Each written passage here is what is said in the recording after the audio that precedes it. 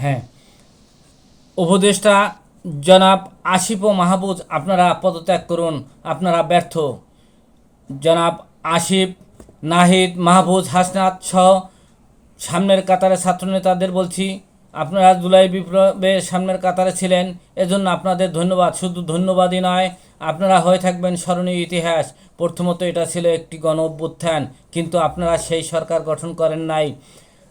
প্রধান উপদেষ্টা ঠিক ছিল, কিন্তু সর্বদলীয় নেতা সর্বদলের নেতা ও পেশার সরকার হওয়ার কথা।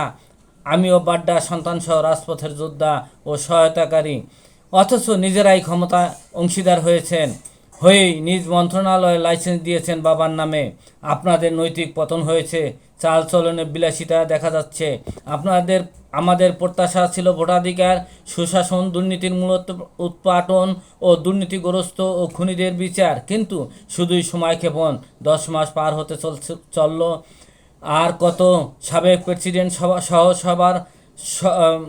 সবার সামনে দিয়ে বিমানে চলে যায় পিলখানা হত্যাকাণ্ড, সাগররণীর বিচার, দুর্নীতি ও দুর্নীতিগ্রস্তদের বিচারের মূলা ঝুলিয়ে আমাদের আর কতদিন রাখবেন আপনারা?